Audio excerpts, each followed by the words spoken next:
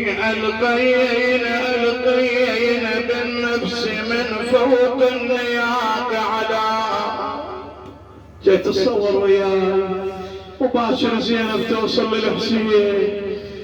ألقينا بالنفس من فوق النياق على تلك القبور بحال هائم خطري.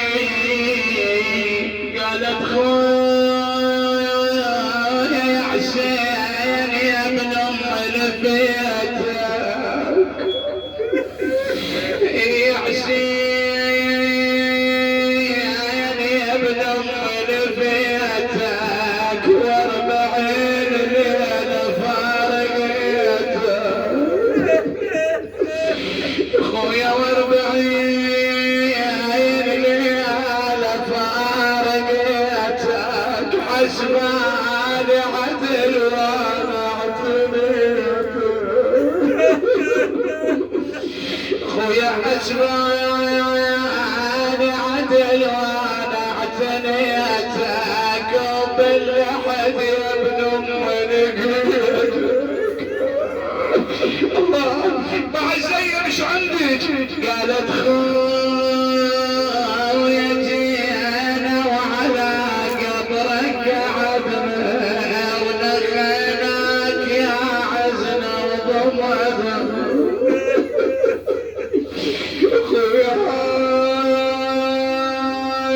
هاير محامل قوم رزنا على عهد المدينة بلاد جدنا خويا ما هم ناس بالغربة تردنا. شيعة سمعوا هذا البيت اللي والله مؤلم هذا البيت مار عليكم بس يا جماعة يجيش من قلبه. قالت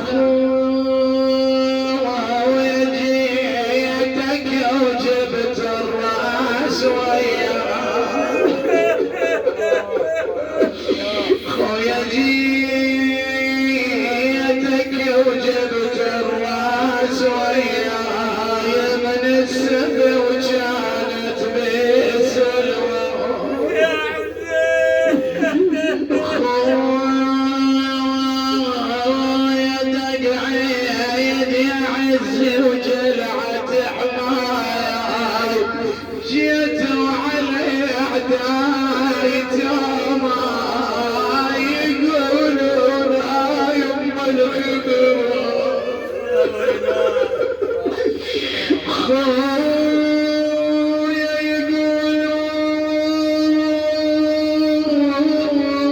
يقولون يم الخضر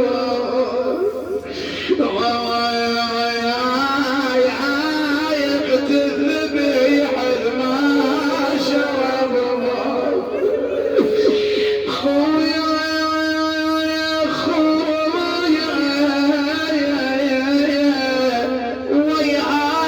وياي جمع بالمصايب هاي وياي ويفر الشام ضيم علي ويهج وياي زينب المحد شام وياي عقب عباس الستر بدري. يلا وي زينب يا عقب عباس الستر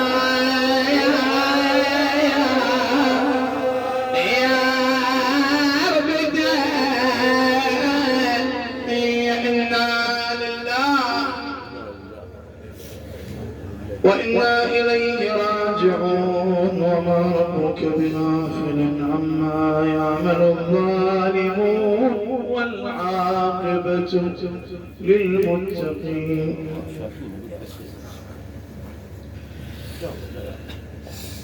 ورد أن جابر بن عبد الله الأنصاري لما وصل إلى أرض كربلاء اغتسل بنهر الفرات ولبس ثيابا أخرى وتطيب وأخذ يمشي نحو قبر الحسين وكان يقصر الخطا. سأله عبده عطية: سيدي ما لي أراك تقصر الخطوات؟ قال: يا عطية، سمعت حبيبي رسول الله صلى الله عليه وآله يقول: من زار ولد الحسين عارفا بحقه جعل الله له بكل خطوة حسنة ومحى عنه سيئة. حتى وصل جابر إلى قبر المولى أبي عبد الله، قال: يا عطية، ألبسني تراب قبر الحسين. فألمسه تراب القبر فقال: يا حسين،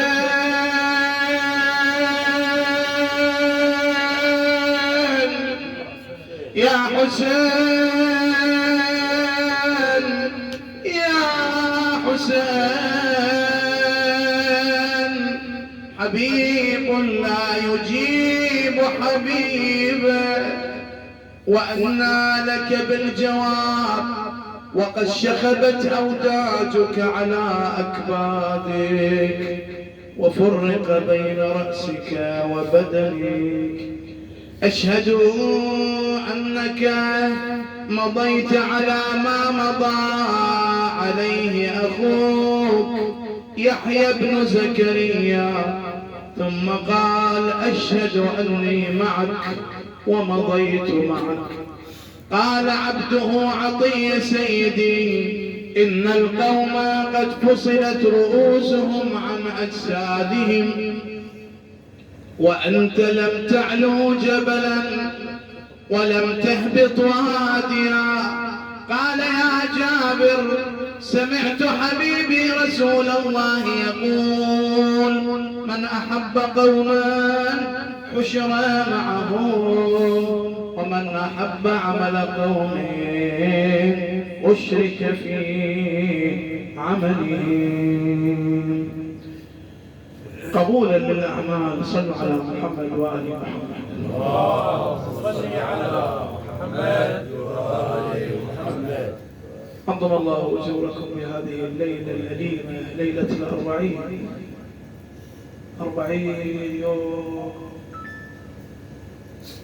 يوم واحد منكم إذا فقد أحد الناس حبيبا من أحبائه خلال هاي 40 الناس تواسيه تصبر عليه، لكن زينب هاي 40 يوم مين جالها الصبر؟ منو اللي واساها ورأس الحسين وياها من كربلاء ورجعت الكربلاء؟ ساعد الله قلبك يا زينب. فأسأل الله لكم الخير والبركة والأمان، لا سيما لأخينا العزيز أبو مهدي، الله يحفظه ورعاه. أخونا العزيز أبو حيدر، أسأل الله العافية له ولكم جميعا ولمن راكم، وقبول الأعمال بحق الصلاة على محمد وآل محمد. اللهم صل على محمد وآل محمد. عندنا العبادة تنقسم قسمين، مرة تكون عبادة أوجبها الله سبحانه وتعالى، ومرة تكون عبادة حببها الله سبحانه وتعالى. العبادة اللي أوجبها رب العالمين أول شيء طاعة الله، والشيء الثاني ترك ما حرم الله.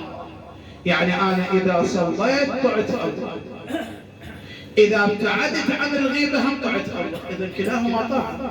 أداء الطاعة وترك المعصية كلاهما طاعة. هاي الواجبات مخصوصة بزمان، شهر رمضان مخصوص بزمان، الحج مخصوص بزمانه مكان، ليالي القدر كذلك مخصوصة بزمان، هاي حتى لو واحد نوى يعني قال اللهم اجعلني من الصائمين، حبيت ان اكون من ضمن الصائمين. من احب قوما حشر معهم، ومن احب عمل قوم اشرك في عمله. يعني اذا واحد صام قلت ربي خليني وياك، ماكو فايده وانا ما صوم. هاي قضايا واجب، لكن المستحب لا تختلف. المستحب اذا واحد فعل او عمل عملا طيبا وانا تتمنيت ان اكون وياه، الله سبحانه وتعالى يعطيني اجر وياه. زيارة الحسين وعلى نياتكم ترزقون. كم وكم من الناس الان عند قبر الحسين واللي راح ورجع، نسال الله ان يجعل نياتهم خالصه لله.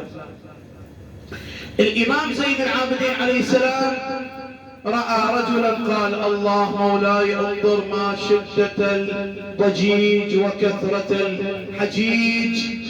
قال تعال خلي. جاب الامام ايده على عينه قال له هالسباوه شوف. قال له مولاي ما اشوف بشر، اكو قسم من الناس يجي السامع مو بشر.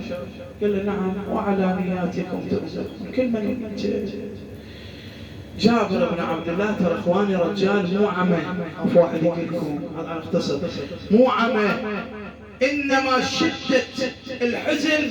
قال له يا عطية المسني تراب القبر، ما اقدر العبرة اخذتني ايدي ترجف ما اقدر اخليه عن قبر، المسني تراب القبر. جابر عاصر النبي وعاصر الامام علي وعاصر الحسن والحسين وعاصر الامام زين العابدين والامام الباقر سلام الله عليه، وتوفي في ايام الامام الباقر. يقول جابر وظل يزور. هاي الزياره اللي تقرونها باكر ترى مسنده من جابر بن عبد الله الانصاري نسبه الى الامام زين العابدين عليه السلام، زياره الاربعين. يقول زينب وصلت مع الامام زين العابدين الى مفترق طريقين، طريق يذهب الى المدينه وطريق الى كربلاء. قالت عم علي هذا الطريق الى اين وذاك الى اين؟ قالها عم زينب